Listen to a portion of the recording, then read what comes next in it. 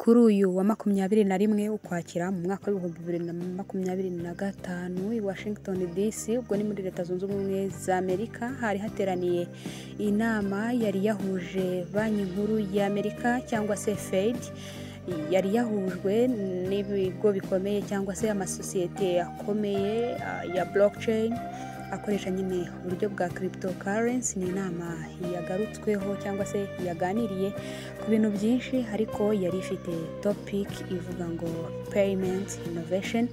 Hanyuma bahurijemo ibintu byinshi cyane. Abapiyoniye bari bayitegereje ari benshi, bavuga bati se ishobora kuba yahuzwa na Pi, cyangwa se Pi ishobora kuba yaba ifaranga rikoreshwa misi yose. Nkuko nari nabibabwiye ko iyo nama ihari iri gutegurwa, reka turebere hamwe icyo babashije kuba bagarukaho, hanyuma nawe uze kuza kuba wasobanukirwa nimba wari wabyibajije. Hano ni kuri Rugwiro Prozone, tuganira ku buryo bwari bwo bwose ushobora gukoresha telefone yawe na interinete ukarinda amafaranga yawe, ukongera amafaranga yawe, cyangwa se ukiga cryptocurrency, cyane ko cryptocurrency ari inkuru nshya mu matwi y'Abanyafurika benshi.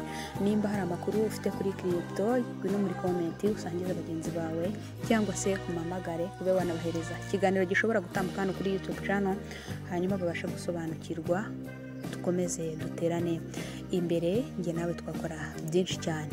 Ubwo rero iyo mvuze ngo Ukwakira, mba mvuze ukwezi kwa 10 cyangwa se October. Hanyuma ninjya mvuga Fed, byumva nyine Leta Zunze Ubumwe za Amerika. Ubwo nyine nuko ngoko tugiye kuba twabana muri iki kiganiro. Nkuko byari biteguye, wari gutanga ikaze ni umuyobozi mukuru wungirije wa Fed cyangwa se Federal Reserve, witwa Christophe. Hanyuma hejuru kuri pano hari hicaye abayobozi bagiye batandukanye, ariko bahagarariye blockchain, aribo bari barimo cyangwa se bitezwe ko hashobora kuba havugwamo uburyo bijyanye no kwishyura amafaranga hakoreshejwe blockchain, cyane ko ariho isi iri kutwerekeza. Wibuke neza ko iyi ngiyi Payment Innovation Conference yashakaga guhuriza hamwe imbaraga za blockchain ndetse na AI, bikaba bishobora kuba byahuzwa nuko amabanki asanzwe akoresha amafaranga, hanyuma bakaza kuba bakora ikintu gishya cyihuta kiri ku muvuduko uri hejuru cyane, hanyuma abakoresha izo service cyangwa se abasura izo banke bakabasha kuba bahabwa service nziza kandi inoze.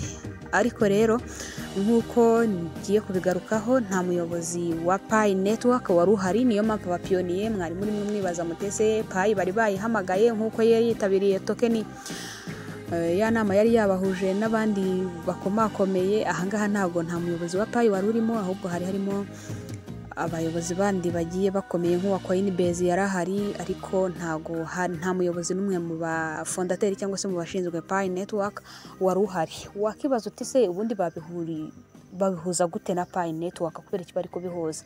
Ni ukubera ko Pi Network nyuma yaho yihuje na Stellar yazamuye umuvuduko, uburyo yashoboraga kwishyura abantu bakoresha Pi Network, babona ko ishobora kuba yahaza isi yose bigendeye ku muvuduko Pi Network ikoresha. Ikindi, iyi nama yari igambiriye kuba yareba uburyo abanyamuryango bashobora kuba bakoherereza amafaranga mu gihe gitoya akagera kure ku isi, ariko kandi hakazwe makeya. Muzi neza ko Pi Network yihariye muri ibyo ngibyo. Ikindi kintu cyari kiri gutuma babihuza na Pi Network nuko Pi Network iri gukora cyane, bari kubaka ibintu bikomeye cyane kugira ngo hari bafungure open mainnet. Ibyo rero abanyamuryango ba Pi Network bari babigarutseho, na mbere yuko nangaza ko iyi nama iri kuba, bari babigarutseho bati Pi Network ishobora kuba yazamurwa hejuru kuri pano tukabona irazamutse. Ariko nakubwira ko ntabwo ari byo, ntabwo ari iki inama yarebagaho, nta nubwo bigeze yewe bayigarukaho muri iyi nama. Ariko tuba dukoze iki kiganiro kugira ngo ubashe kuba wasobanukirwa. Hanyuma hari umuntu wamamagaye arambwira ati buri bwo bari kuvuga ngo open mainnet waba nguze Pi 20 ntabwo ushobora kuba zazamuka. Nkiri kuri coding iki kiganiro, reka nsobanure kino kintu. Ntabwo amafaranga ya crypto ajya agendera kuri pressure, keretse byibuza iyo hajemo icyo twita manipulation. Nicyo gishobora kuba cyatuma isoko rizamuka mu buryo butari bupanzwe, ariko nimba uyibona hariya kuri 0.2 icyo bita demand and supply cyangwa se ask and buy, nibyo bishobora gutuma isoko riba ryazamuka rikajya hejuru. Bityo nimba ufite amafaranga wakaguze mituweli n'ibindi, nyamuneka wiyashoramo ngo nuko hari kuvugwa ngo GCV, nuko hari kuvugwa full open mainnet, wibikora. Nimba wateganije kuba wayasevinga, uyashyiremo nta kibazo, n'ubundi nimba aricyo wabiteganyirije, ariko wiyaguza wiyakura ahandi hantu. Mube smart mu bijyanye na crypto, ushobora kuba wahanganira n'abantu benshi cyangwa se bagufata ukundi kuntu utari. Nari nyirimo ngaruka kuri iyo nama, ariko nanone impamvu inama nk'iyi ngiyi imaze kuba, hashobora kuba haza ibintu byinshi bigiye bitandukanye bishobora kuba byatuma bakora ama account agiye atandukanye, ashobora kuba yagutwarira amacoin, bitewe n'uko abantu benshi bashobora kumva ko iyi nama yamaze kuba, bakavuga bati basohoye konti ushobora kuba wakishyuriraho amafaranga, ishyura ahangaha. Wibikora, nakubwiye ko payi batigeze bayigarukaho cyane, ko abanyamuryango bagiye batandukanye ntibigeze babona ko umuyobozi wa Pi Network yigeze azamo. Ibijyanye no kuba basohora fake wallet cyangwa se wallet impimbano, ibyo byo birashoboka cyane. Bashobora gukora fake y'impimbano igise neza na Pi browser, ikaba yatuma ubura passwords zawe. Wibikora nimba umaze kubona iyi video, tegereza byabaye nabirikodinga nkakubwira ni byabaye by'ukuri, ngaho bikore. Ariko bakakanya nta nubwo Pi yari muri topic zibanze zari kugarukwaho muri iyi nama, niyo mpamvu mba nkozeho ikiganiro. Rero hari abantu bihisha muri iyo sura yuko hari inama yabaye, hari ikintu kiri kuba kinini ku isi, bakaba babyinjiriramo hanyuma bakaba babiba. Wibuke neza ko mu Rwanda cyangwa se mu gihugu turimo, ntabwo twari twemererwa kuba twakoresha amafaranga ya crypto mu buryo bw'ubwisanzure. Cyakora Banki Nkuru y'u Rwanda BNR irimo irarwana na CBDC kugira ngo ibyubake, hanyuma abanyamuryango cyangwa se abanyarwanda nibamara kuba babimenyera, wenda iryo faranga tuzabona rije. Uretse ko CBDC ibikontororwa na Central Bank, government bishobora kuba yakontorora ya mafaranga bitandukanye na cryptocurrency. Ubwo rero ushobora kuba wakibirwa muri icyo kintu mu gihe bari gutegura kugukorera ikintu cyiza, hakaza undi muntu ushobora kuba yakwiba ibyawe cyangwa se yagutwara ibyawe. Inama rero yagarutse ku bintu byinshi, ariko byose hamwe nta na kimwe cyari kirimo kivuga kuri Pi. Nakubwiye impamvu babihuzahuje, nakubwiye impamvu bavuze ko Pi ishobora kuba yazamuka nyuma y'iyi nama.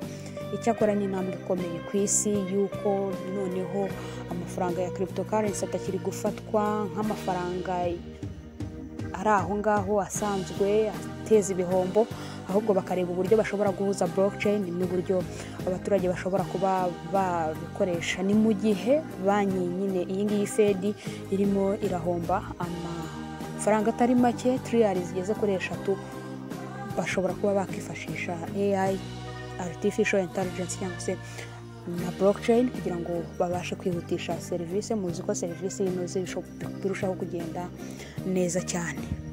Icyakora muri iyi nama bavuze ko uburyo bwa payment cyangwa se uburyo bwo kwishyura bushobora kuba bwahindurwa vuba, kandi ko Fed ya Banki Nkuru nyine ya Amerika natangiye mvuga itagomba gusigara inyuma. Muzi ko ibyinshi niho bishobora kuba byatangirira hanyuma bikaza hano iwacu. Muzi neza ko mu minsi ishize twigeze kuba mu kintu cya COVID-19, kwishyura amafaranga udakoresheje inote n'ibiceri bishobora kuba byakoroshya cyangwa se byakorohereza kudakwirakwiza izo virus n'ibindi, kuko nyine iyo dukoresha blockchain ni telefone na internet gusa, hanyuma igikorwa cyawe kikabasha kugenda neza cyane. Rero abantu mwari murimo munyandikira kuri WhatsApp ngo tubwire niba ibyo turi kubona ari ukuri koko bazanye uburyo bucya bwo kwishyura, ntabwo buratangazwa, biri official. Niba bitangaza ni muhumure tuzababwira. Baganiraga nyine uburyo bashobora gufata AI bakayihuza na blockchain ndetse ikaza kuba yakora mu mabanki agiye atandukanye, maze abaturage bakabona serivisi yihuse cyane. Ubu rero muri iyi minsi niyo munsi usabwa kuba warinda wallet yawe, nimba wifuza ko kuzagera ku musozo wa Pi, nimba wifuza ko Pi izahagarara cyangwa se izashyira ku mugaragaro ibikorwa byayo ugihari. Bika wallet yawe neza, wallet uyibika ubitse neza passwords zawe, hanyuma witoze gukoresha izi application kuko abenshi ni naho bagendera cyangwa se niho bahurira n'akaga. Bityo rero tugira group WhatsApp ducishamo amatangazo, ushobora kudusura cyangwa se kujoininga urebye muri video description ndetse no muri comment, hanyuma ukajoininga. Ducishamo amatangazo agiye atandukanye, ibiganiro bimwe na bimwe kugira ngo bibone mu ba mbere, niba hari ibyo uhindura cyangwa se wirinda ubimenye mu ba mbere. Ndashimira buri muntu wese tugeranye kuri uyu munota, nizere ko byibura usobanukiwe. Rinda neza akaunti yawe, mbere yuko haza original habanza kuza pirate, ntihagire umuntu ukubeshya. Gusa nta gihindutse, turatangira kubona uburyo bwo kwishyura bushya. Ibyo byo ntibizagutungure, ariko hari ushobora kubyitwikira hanyuma akaba yatwara na bya bindi waruhiye, amafaranga yawe akagenda gutyo gusa. Mwirinde abantu babandikira ngo nimba ufite ngo payi ngo kuri available balance ngo nyereka ngo turebe. Uwo muntu yamara kukubwira ngo mwereke, akenshi abari gukoresha nomero yo muri Nigeria cyangwa se n'abanyakenya, yamara kuzibona akakubwira ati ngaho ushyiramo passphrase, bikaza kurangira wibwe payi zawe, account yawe bayinjiriye. Nyamuneka wirinde kandi wirinde cyane. Ibiganiro byacu byibanda kuri cryptocurrency, tuganira buri munsi uko ushobora kuzamura ubumenyi bwawe cyangwa se amafaranga yawe mu bijyanye na crypto. Nizere ko wamaze gukanda subscribe, hanyuma udufashe gukora share n'iki kiganiro kigere kure cyane, dukomeze tube umuryango mugari.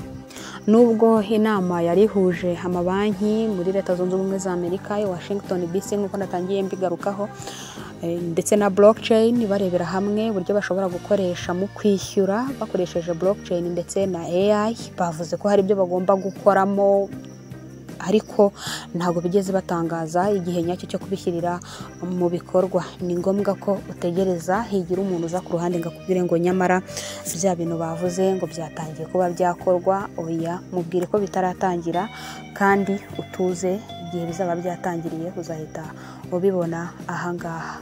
Umuyobozi mukuru ushinzwe iyi banki cyangwa se uwo bita Jerome Powell ntabwo yigeze atangaza muri iyi nama, niyo mpamvu tutigeze tumugarukaho muri ibi biganiro. Hatangaje umuyobozi wungirije ariwe natangiriyeho witwa Christophe, yaganiriye ibijyanye nyine nuko bashobora gukoresha blockchain mu bijyanye no kwishyura cyangwa se mu buryo bashobora gukoresha ama AI. Nta wundi muntu wigeze afata speech ushobora kugira icyo ihindura nk'uko byari bisanzwe bimenyerewe. Abandi bari bahagarariye ama blockchain baganiriye nabo. Reka nizere ko usobanukiwe imva n'imvano y'ibyari biri kuvugwa mu isi ya cryptocurrency. Nizere ko tuzabana mu bindi biganiro. Ndabakunda cyane.